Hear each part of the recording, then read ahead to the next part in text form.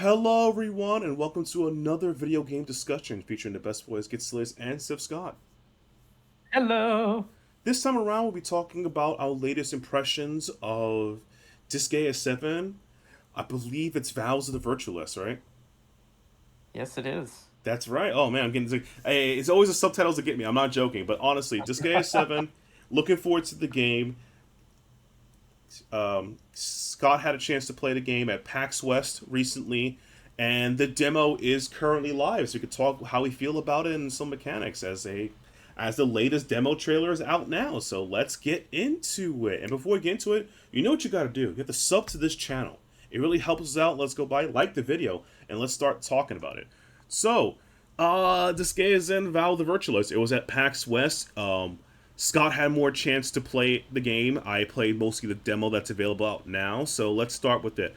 One, this game is a huge upgrade from Disgaea 6. Easy. Absolutely. Absolutely. Uh, Fugi, he's a good guy. Is it Fuga, right? Fuji, I think. Fuji, yeah, Fuji. Yeah. He's a good guy. We'll leave it as that. He's a good guy. As every Disgaea main character is a good person. Quotation mark. Well, actually, unironically, Killia from 5 is actually a decent dude. Unironically, so. You gotta But at least everyone have else, one of them in the cast. yeah, exactly. Obviously, it's a Disgaea game. A comedy ensues. The storyline is obviously a joke. So let's just get out the way. What this Yeah, it game absolutely is. Yeah. What this game does really well at is outside of being extremely comedic, the attacks and the animations are really well done. They really are. I really appreciate the care they did for a lot of these animations for the moves.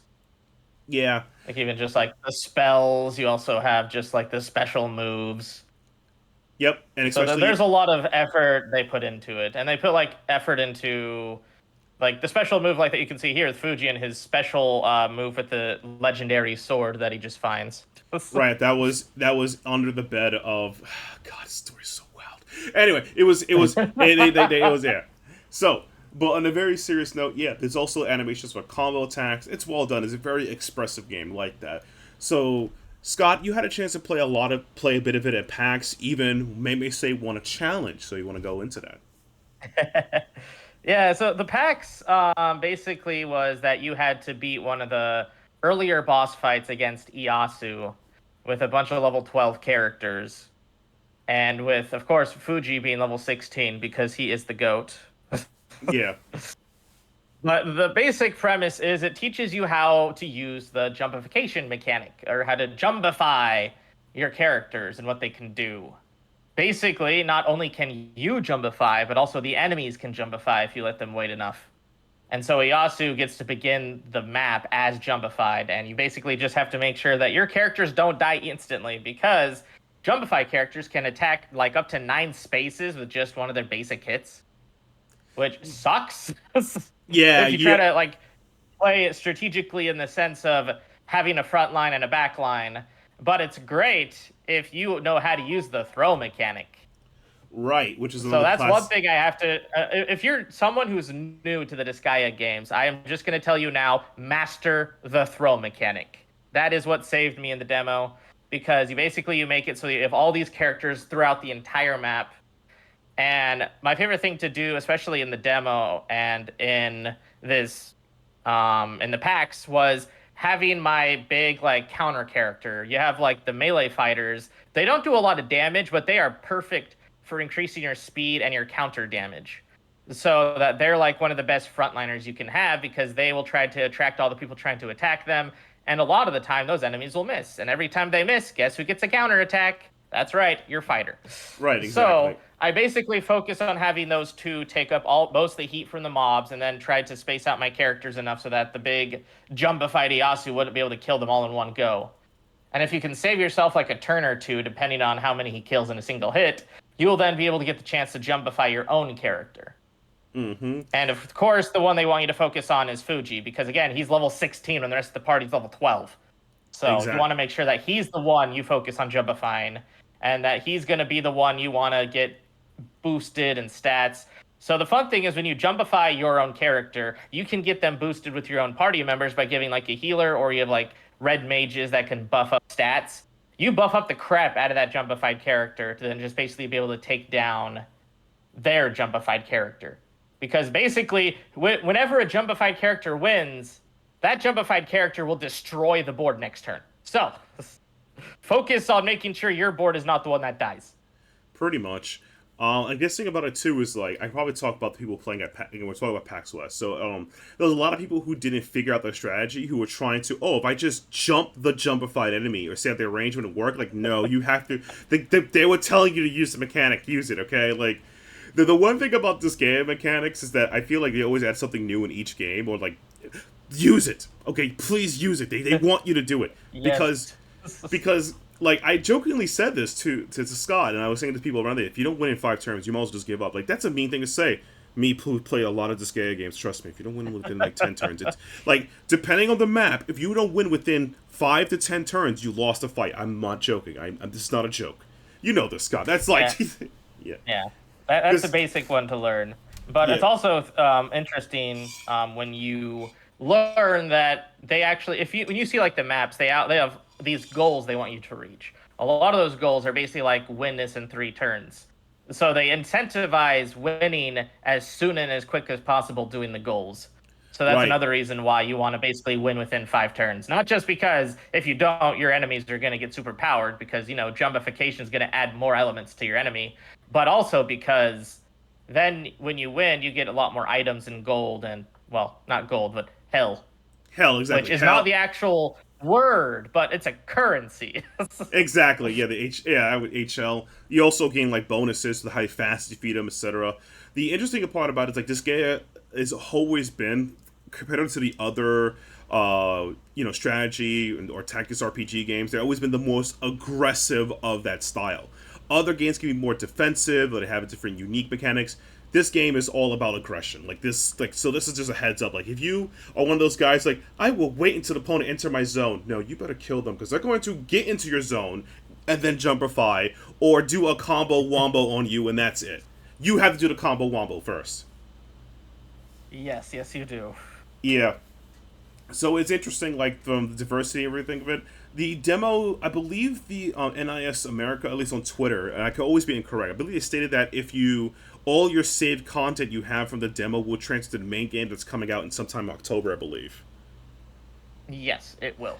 Yeah, so that's all. Yeah, that is another incentivization. But they also have a giveaway right now happening where if you can have the strongest team before the game releases in the demo, you'll be entered into not really a raffle, but you'll be entered into a giveaway for NAS America stuff because they want you to incentivize trying to break the game as much as you can. Because yeah, exactly. It is what it is from there. That's exactly the point. The cool part about it is that I might try to enter it, but I think I'll need Scott to do it for me since he won the PAX West thing. Because a lot of people at the PAX West were just so confused. Like I felt like a lot of them either play Fire Emblem or other games, and it's like it's very obvious you're not getting it because they were like, "Oh, I'll just stay out the jumbo Ieyasu punch range." That's not how you solve it because he'll just keep walking forward. There is no range. You are going to get killed. Yeah.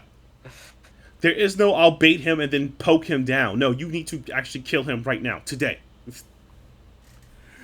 Oh, man. Focus on getting your person jumpified and then kill their jumpify and then destroy the board. That is the goal. Yeah. That is a goal, the way to go. But I am looking forward to the full release of the game. It's really, really cool. Jumpify is a really new mechanic. It's interesting how to play the games. There's still classic mechanics, just throw and combo and synergy, special attacks. So those are still kind of in the game, and they're well animated, as we discussed earlier. But definitely, though, for those of you who haven't played any RPG like this, where I really recommend it. This game it's 6+ games. Even though my little bias, I think 1 through 5 is goated, and each to their own. But like for me, 5 was cool. 6 exists. Let's not talk about 6. Let's not talk about 6. Don't play Disgaea 6. I don't want to sound too bad, but there's a reason why it was a Nintendo exclusive first and foremost. Yeah, it's look, you can't look, not everyone knocks out the park all the time, right? Everybody gets one. There's Suikoden 4, there's Suikoden 1, 2, 3, and then there's Suikoden 5. And we'll talk about Suikoden 4, okay? Like there's a reason why that happens, okay? It's all good. They're like, everyone's like, oh man, I love Final Fantasy 1 through 1 through 12, and then like you stop and then you just jump to 16. Like we don't talk about 12. We don't talk about 13 or 15. 14, that's an all MMO, which is just as good. But don't unless you're an MMO person, you're in that. But we don't. You don't put 14 in the same category as the other ones. It's its Exactly. own category. Exactly. And you don't have to worry about 11 because no one cares about 11 anymore. Even though the servers are still online, if you really want to try. Yeah. But, don't. 11 is a blast from the past. Some people really do enjoy that, but again, that's like you have to be a very specialized person to enjoy 11. I truly mean that. But yeah, man, it's like yeah, like Disgaea 6. I don't recommend it. Just pretend it didn't happen 1 through 5 and jump to 7. I'm not saying 6 is bad, but Suikoden 4 exists. Suikoden 4 is a game, so just want you guys to know that it certainly was a game. God. But yeah, I'm really looking forward to more of this game. I was hoping the demo at PAX West will also kind of showcase some of the some funny skits, or also I was hoping for them to like, look, I'm gonna say this politely. I'm one of the people who plays Disgaea and then grinds out Item World and then beats the game like after he grinds out Item World. I'm one of those people. After you already got level 999 items. Exactly. Yeah, it's like I want to see. I'm going to the end, boys.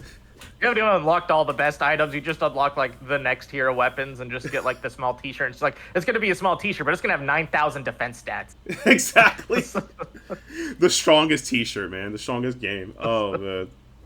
But all serious, thank you guys so much for checking out our video on impressions of Disgaea 7. The demo is currently out, so you go try it out for yourself. And if you like it, even if you play it for a little bit, the content saved there will be available full game. Decide to purchase it. So yeah, Scott, you got any final thoughts about Disgaea 7? I think it's a great game. I really do think it's not necessarily a return to form, but it's an evolution of where Disgaea can go, and I think it's a good evolution of where the series will go. Yeah. So best of hopes that people like it because I think it's good. That's good to hear because I'm on the same boat, and hopefully Fuji will learn a lesson in humility. It's not going to happen. Look, you see, try him in a demo, you'll see why. So, without the way, we'll see you guys in the next one. Remember to subscribe to the channel, and see ya. See ya.